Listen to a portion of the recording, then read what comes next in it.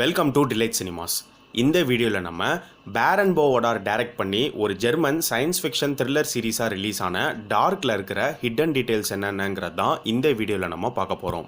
Dark வந்து ஒரு இன்ட்ரெஸ்டிங்கான மைண்ட் பெண்டிங் த்ரில்லர். ஸோ இது வரைக்கும் டார்க் பார்க்காதவங்க உடனே போய் இந்த டார்க் சீரீஸை மிஸ் பண்ணாமல் பாருங்கள்.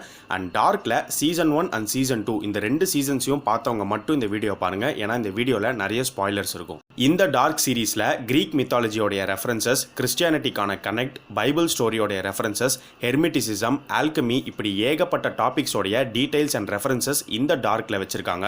ஸோ அது என்னென்ன அப்படிங்கிறதான் இப்போ நம்ம பார்க்க போகிறோம். இந்த டார்க் சீரீஸில் there is no beginning and there is no end அப்படின்னு சொல்லுவாங்க. ஸோ நடந்த விஷயங்கள் எல்லாமே திரும்ப திரும்ப ரிப்பீட் ஆகிட்டே தான் இருக்கும். அதுக்கு ஒரு எண்டே இருக்காது. ஸோ எண்டே இல்லாத ஒரு விஷயத்தை வந்து இன்ஃபினிட்டி அப்படின்னு நம்ம சொல்லுவோம். ஸோ டார்க் சீசன் 3 ட்ரெய்லரில் ஆல்டர்னேட் வேர்ல்டில் பார்த்தீங்கன்னா ஒரு ஷார்ட்டில் இன்ஃபினிட்டி சிம்பலை காமிச்சிருப்பாங்க. பட் இந்த ப்ரெசன்ட் வேர்ல்டில் இன்ஃபினிட்டி சிம்பலை எப்படி காமிச்சிருப்பாங்க அப்படின்னு பார்த்தீங்கன்னா நம்பர் 8 வந்து இன்ஃபினிட்டியை தான் ரெப்ரசென்ட் பண்ணும். ஸோ நம்பர் 8 நிறைய இடங்களில் யூஸ் பண்ணியிருப்பாங்க. அது எங்கெங்க அப்படின்னு பார்த்தீங்கன்னா சிக்முண்டஸ் கிரியேட்டஸ் எஸ்ட் அப்படிங்கிற சீக்ரெட் சொசைட்டியோடைய டிராவலர்ஸ் எடுத்த ஃபோட்டோக்கு பின்னாடி பார்த்தீங்கன்னா 8 ஜான்வரி 1921 அப்படின்னு போட்டிருக்கோம். ஸோ ஜான்வரி 8 இவங்க இந்த சீக்ரெட் சொசைட்டியை ஸ்டார்ட் பண்ணியிருக்கலாம். ரெஜினா அண்ட் அலெக்சாண்டரோடைய வெட்டிங் டே வந்து 8 ஆகஸ்ட் 1993 அப்படின்னு காமிச்சிருப்பாங்க. எலிசபெத்தோடைய வயசு வந்து 8 அப்படின்னு ஒரு சீனில் சொல்லியிருப்பாங்க. யோனாஸோடைய வீட்டு நம்பர் பார்த்தீங்கன்னா 8 தான் இருக்கும். ஸ்ட்ரேஞ்சர் யோனாஸ் விண்டனுக்கு வந்ததுக்கு அப்புறம் ரெஜினாவுடைய ஹோட்டலில் தான் ஸ்டே பண்ணுவார். அப்போது அவருக்கு கொடுக்கப்படுற ரூம் நம்பரும் பார்த்தீங்கன்னா 8 தான் இருக்கும். ஸ்ட்ரேஞ்சர் யோனாஸ் அவருடைய அம்மா ஹேனாவை மீட் பண்ணும்போது அவர் தான் யோனாஸ் அப்படிங்கிறத ஹேனாக்கு புரிய வைக்கிறதுக்காக சின்ன வயசில் நடந்த ஒரு இன்சிடெண்ட்டை சொல்லுவார். அது என்ன அப்படின்னு பார்த்தீங்கன்னா, நீங்களும் அப்பாவும் ஒரு எல்லோ பைக்கை என்னுடைய 8th பர்த்டேக்கு எனக்கு ப்ரெசென்ட் பண்ணீங்க அப்படின்னு சொல்லுவார். ஸோ இந்த மாதிரி 8 அப்படிங்கிற நம்பரை நிறைய இடங்களில் யூஸ் பண்ணியிருப்பாங்க. இந்த கதை வந்து விண்டன் அப்படிங்கிற ஒரு சிட்டியில் நடக்கிற மாதிரி காட்டுவாங்க. ஸோ விண்டன் அப்படின்னா என்ன அர்த்தம் அப்படின்னு பார்த்தீங்கன்னா பெண்ட் இல்லைனா ட்விஸ்ட். ஸோ கதைக்கு கனெக்ட் ஆகிற விதமாக தான் அந்த சிட்டியோடைய நேமுமே வச்சுருக்காங்க. யோனாஸ் அப்படிங்கிற நேமுக்கான அர்த்தம் என்னன்னு பார்த்தீங்கன்னா டோவ், புறா. ஸோ புறாவை அந்த காலத்தில் மெசஞ்சராக தான் யூஸ் பண்ணாங்க. அதே மாதிரி இந்த யோனாஸ் கேரக்டருமே நிறைய இடங்களில் மெசஞ்சராக இருக்கிற மாதிரி காமிச்சிருப்பாங்க. ஸோ யோனாஸ் பேசேஜை ஓப்பன் பண்ணி டைம் ட்ராவல் பண்ணுறதுக்கு ஹெல்ப் பண்ணுறதே யார் அப்படின்னு பார்த்தீங்கன்னா ஸ்ட்ரேஞ்சர் யோனாஸ் தான். அதே மாதிரி யோனாஸோடைய அப்பா மைக்கேல் சாவறதுக்கு காரணமாக இருக்கிறதும் யோனாஸ் தான். அண்ட் ஒரு கட்டத்தில் கிளவுடியாவை 1986 ஃபியூச்சருக்கு கூட்டிகிட்டு போகிறதும் யோனாஸ் தான். இந்த யோனாஸ் கேரக்டருக்கும் பைபிள் கதையில் வர ஜோனா கேரக்டருக்குமே ஒரு கனெக்ட் இருக்குது. அது என்ன அப்படின்னு பார்த்தீங்கன்னா, பைபிள் கதையில் கடவுள் வந்து ஜோனாவை நினைவா அப்படிங்கிற ஒரு ஊருக்கு போக சொல்லுவார். அந்த ஊருக்கு போய் அந்த மக்கள்கிட்ட அந்த ஊர் அழிய போகிற விஷயத்த சொல்லுவார். ஆனால் ஜோனா வந்து கடவுள் சொல்கிறத கேட்காம வேற ஒரு இடத்துக்கு படகுல போயிட்டு இருக்கும்போது ஒரு பெரிய புயல் வந்து ஜோனா கடலில் விழுந்துருவார். அப்போது ஒரு பெரிய திமிங்கலம் வந்து அந்த ஜோனாவை முழுங்கிரும். ஸோ அந்த திமிங்கலத்தோடைய வயிற்றுக்குள்ளே ஜோனா வந்து 3 நாள் இருப்பார்.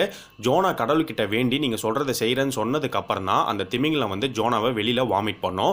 அதுக்கப்புறம் தான் ஜோனா அந்த நினைவாங்கிற இடத்துக்கு போய் அந்த மக்கள்கிட்ட அந்த செய்தியை சொல்லுவார்.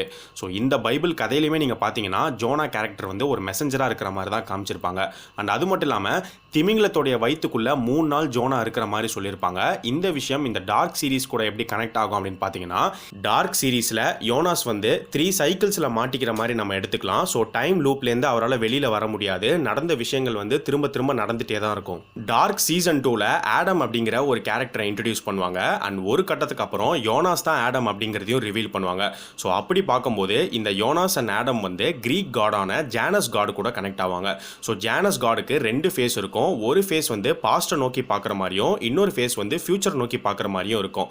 அதே மாதிரி இந்த டார்க் சீரீஸில் பார்த்தீங்கன்னா யோனாஸ் வந்து பாஸ்ட்டில் நடந்த ஒரு விஷயத்தை மாற்றணும் அப்படின்னு நினைப்பாரு. ஆனால் ஆடம் வந்து டைமே இல்லாத ஒரு உலகத்தை உருவாக்கணும் அப்படின்னு சொல்லி ஃபியூச்சரை நோக்கி பார்க்குற மாதிரி தான் காமிச்சிருப்பாங்க. மிக்கல் கேரக்டர் எடுத்துக்கிட்டிங்கன்னா மிக்கல் வந்து ஹாரி ஹவுடினி மாதிரி ஒரு பெரிய மெஜிஷியன் ஆகணுங்கிறது தான் அவருடைய பேஷனாக இருக்கும். ஸோ ஹாரி ஹவுடினிக்கும் மிக்கலுக்கும் இருக்கிற கனெக்ட் என்ன அப்படின்னு பார்த்தீங்கன்னா, ஹாரி ஹவுடினியோடைய ஃபியூனரல் வந்து நவம்பர் 4th 1926 நடந்தது.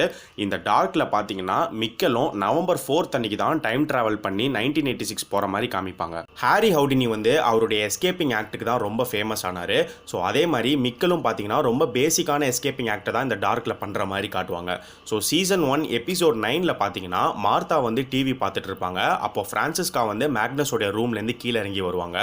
அந்த ஷாட்டில் டிவியில் பார்த்தீங்கன்னா ஒருத்தர் வந்து மிக்கல் பண்ணுற மாதிரியே ஒரு எஸ்கேப்பிங் ஆக்டை பண்ணுவார். ஹாரி ஹவுடினி வந்து அவருடைய ஸ்டார்டிங் ஸ்டேஜில் அவர் பிளேயிங் கார்ட்ஸ் யூஸ் பண்ணி தான் மேஜிக் ட்ரிக்ஸ் பண்ணிட்டு இருந்தார்.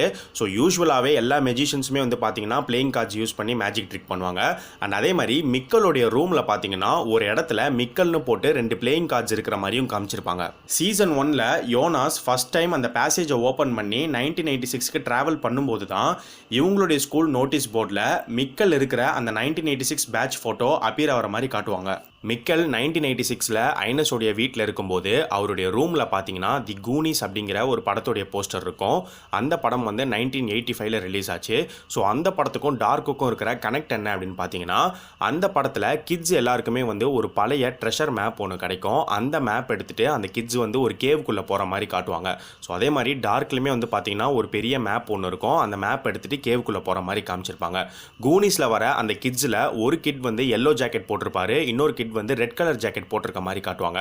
ஸோ டார்க்லுமே பார்த்தீங்கன்னா யோனாஸ் வந்து எல்லோ கலர் ஜாக்கெட் தான் போட்டிருப்பாரு. அண்ட் மிக்கல் காணாம போகும்போது ரெட் கலர் ஜாக்கெட் போட்டிருக்க மாதிரி தான் காட்டுவாங்க. மிக்கலுடைய ரூம்ல நியூக்ளியர் நேவிகேட்டர்ஸ் அப்படிங்கிற ஒரு காமிக் புக் ஒன்று இருக்கும்.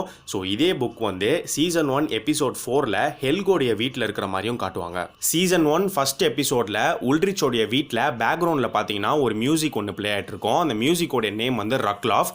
ரக்லாஃப் அப்படின்னா ஃப்ளை பேக் அப்படின்னு அர்த்தம். ஸோ இது வந்து மிக்கலை கனெக்ட் பண்ணுற விதமாக இருக்கும். ஸோ அன்னைக்கு தான் மிக்கல் வந்து டைம் டிராவல் பண்ணி பாஸ்ட்டுக்கு போவார்.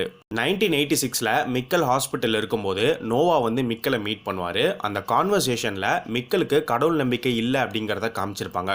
ஸோ நோவா வந்து மிக்கல் கிட்ட என்ன சொல்வார் அப்படின்னு பார்த்தீங்கன்னா, God has a plan for every human being அப்படின்னு சொல்லுவார். ஸோ சீசன் 2ல் யோனாஸ் வந்து மைக்கிளோடைய சூசைடை தடுக்கிறதுக்காக போவார். அப்போ மைக்கிள் வந்து யோனாஸ் கிட்ட என்ன சொல்வார் அப்படின்னு பார்த்தீங்கன்னா, God doesn't hear he has a plan அப்படின்னு சொல்லுவார். ஸோ சின்ன வயசில் மிக்கலுக்கு கடவுள் நம்பிக்கை இல்லாத மாதிரியும் பெருசானதுக்கு அப்புறம் மைக்கிளுக்கு கடவுள் நம்பிக்கை இருக்கிற மாதிரியும் காமிச்சிருப்பாங்க. சீசன் 1 ஸ்டார்டிங்ல மிக்கல் வந்து கிரிம் ரீப்பருடைய காஸ்டியூம் போட்டிருக்க மாதிரி தான் காட்டுவாங்க. ஸோ கிரிம் ரீப்பர் வந்து டெத்தை தான் சிம்பலைஸ் பண்ணும். ஸோ சிம்பாலிக்கா மைக்கிள் வந்து சாக போறாரு அப்படிங்கிறத முன்னாடியே ஃபோர் ஷேடோ பண்ணியிருப்பாங்க. பட் டார்க்கோடைய ஸ்டார்டிங் சீனே பார்த்தீங்கன்னா மைக்கிள் சூசைட் பண்ணுறதான் காட்டுவாங்க. ஆனால் அப்போ நமக்கு மைக்கிள் தான் மிக்கல் அப்படிங்கிறது தெரியாது. டார்க்ல வர நோவா கேரக்டருக்கும் பைபிள் ஸ்டோரியில் வர நோவாக்குமே ஒரு கனெக்ட் இருக்கு. அது என்னன்னு பார்த்தீங்கன்னா, பைபிள் கதையில் கடவுள் வந்து வெள்ளத்தால் உலகத்தையே அழிக்க முடிவு பண்ணிடுவார். ஆனால் நோவா வந்து கடவுளுக்கு ரொம்ப ஃபெய்த்ஃபுல்லாக இருந்ததுனால நோவா அவருடைய குடும்பம் மற்ற அனிமல்ஸ் எல்லாத்தையுமே கடவுள் காப்பாற்றுறன்னு நோவாக்கு வாக்கு கொடுப்பாரு. அண்ட் அதே மாதிரி கடவுள் நோவா கிட்ட ஒரு ஷிப்பை உருவாக்க சொல்வார். நோவாவும் கடவுளுடைய இன்ஸ்ட்ரக்ஷன்ஸ் படி ஒரு ஷிப்பை உருவாக்குவார். அந்த ஷிப்பை தான் நோவாஸ் ஆர்க் அப்படின்னு சொல்லுவாங்க. ஸோ கரெக்டாக வெள்ளம் வரும்போது நோவாவும் அவருடைய குடும்பமும் மற்ற அனிமல்ஸ் எல்லாருமே அந்த ஆர்க்ல இருந்து அந்த அழிவிலேருந்து உயிர் தப்பிப்பாங்க. இந்த விஷயம் வந்து இந்த டார்க் சீரீஸ் கூடயுமே கனெக்ட் ஆகும். ஸோ இங்கே சொல்லப்படுற இந்த நோவாஸ் ஆர்க் மாதிரியே இங்கே டார்க்ல பார்த்தீங்கன்னா நோவாவுடைய பங்கரை நம்ம எடுத்துக்கலாம். ஸோ சீசன் 2 எண்டில் அப்போகலிப்ஸ் நடக்கும்போது அந்த பங்கரில் இருந்தால் மட்டும்தான் உயிரோடு இருக்க முடியும்னு சொல்லிட்டு எல்லாருமே அந்த பங்கர் போகிற மாதிரி காட்டுவாங்க. ஸோ கிளவுடியா வந்து ரெஜினாவை கூட்டிட்டு அந்த பங்கருக்கு வருவாங்க.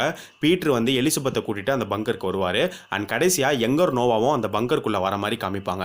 எலிசபெத் தான் நோவாவுடைய ஒய்ஃப் அப்படிங்கிறத முன்னாடியே நமக்கு சொல்லியிருப்பாங்க. ஸோ எப்படி பைபிள் ஸ்டோரியில் நோவாவும் அவருடைய குடும்பமும் அந்த ஆர்க்குள்ளே இருந்து அழிவுலேருந்து தப்பிப்பாங்களோ, அதே மாதிரி இந்த டார்க்கில் பார்த்தீங்கன்னா நோவாவும் அவருடைய குடும்பமும் அந்த பங்கருக்குள்ளே இருந்து அப்போகலிப்ஸ்லேருந்து தப்பிப்பாங்க.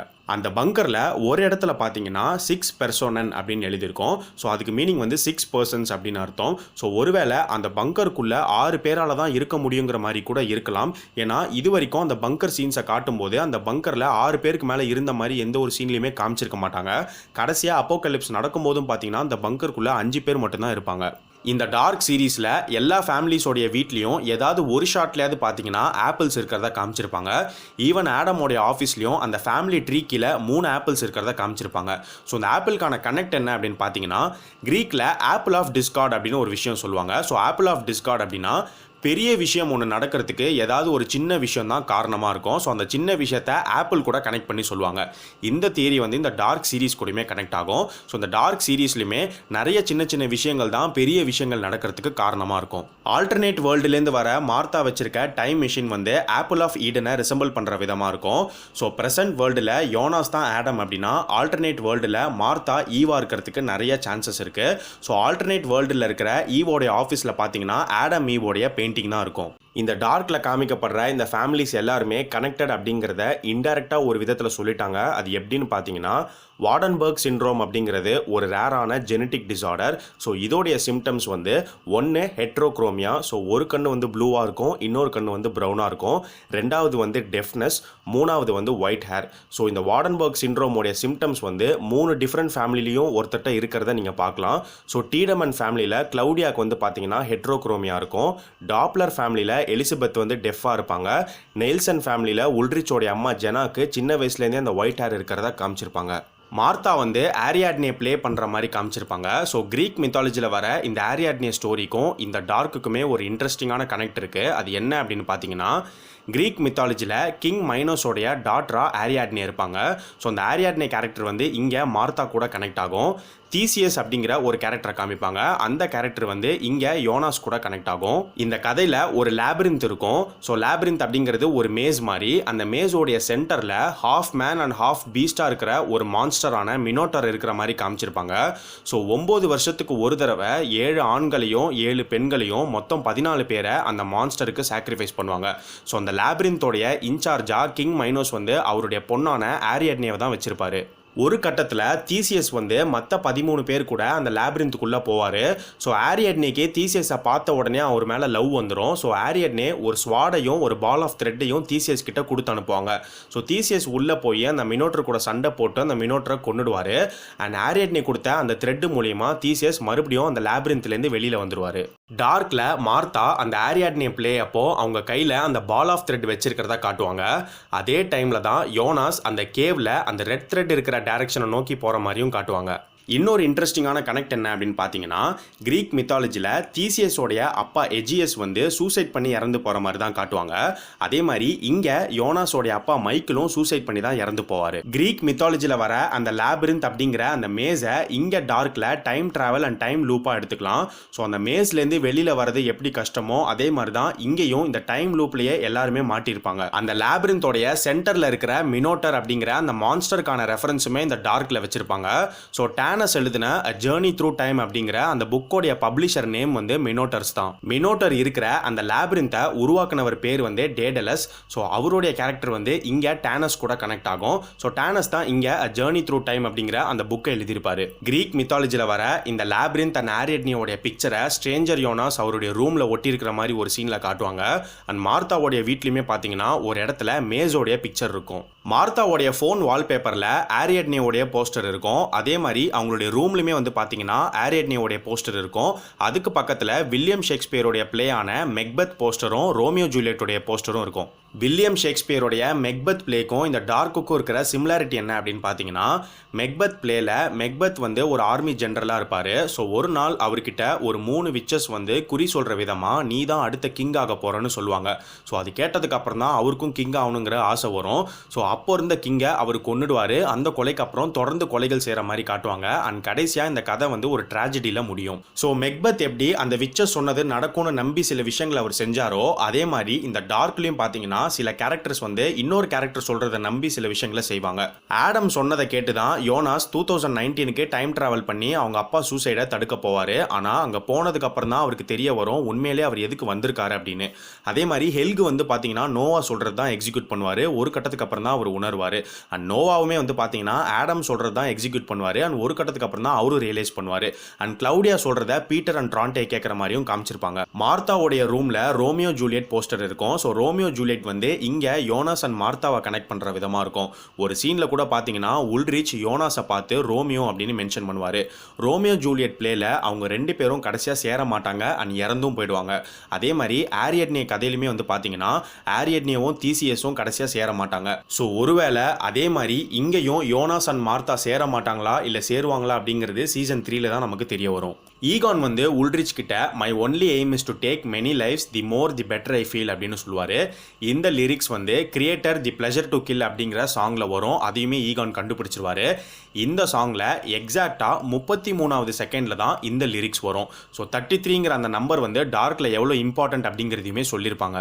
இந்த டார்க் சீரீஸ் டீல் பண்ணுற ஒரு முக்கியமான விஷயம் எது அப்படின்னு பார்த்தீங்கன்னா டைம். ஸோ அதை கனெக்ட் பண்ணுற விதமாக இந்த சீரீஸில் மேக்ஸிமம் எல்லா கேரக்டர்ஸுமே எப்போவுமே வாட்ச் போட்டிருக்க மாதிரி காட்டுவாங்க. ஸோ இது ஒரு நார்மலான விஷயம் தானே அப்படின்னு நீங்கள் கேட்கலாம். ஆனால் நீங்கள் நல்லா நோட் பண்ணிங்கன்னா வீட்டில் இருக்கும்போது கூட சில கேரக்டர்ஸ் வாட்ச் போட்டிருக்க மாதிரி காட்டுவாங்க, தூங்கும் போது கூட கையில் வாட்ச் கட்டியிருக்க மாதிரி காமிப்பாங்க. இந்த வீடியோவில் நம்ம டிஸ்கஸ் பண்ண ஹிடன் டீட்டெயில்ஸை தாண்டி இன்னும் நிறைய ஹிடன் டீட்டெயில்ஸ் இந்த டார்க்கில் இருக்குது. ஸோ அதை எல்லாத்தையுமே பார்ட் 2 அடுத்த வீடியோவில் போடுறோம். அந்த வீடியோவையும் மிஸ் பண்ணாமல் பாருங்கள். இந்த வீடியோ உங்களுக்கு பிடிச்சிருந்தா ஷேர் பண்ணுங்கள். மறக்காமல் நம்ம சேனலுக்கு சப்ஸ்கிரைப் பண்ணுங்கள். சப்ஸ்கிரைப் பண்ணும்போது பக்கத்தில் இருக்கிற பெல் சிம்பலை கிளிக் பண்ணுங்கள். அப்போ தான் நாங்கள் போடுற வீடியோஸ் உங்களுக்கு உடனே வந்து சேரும்.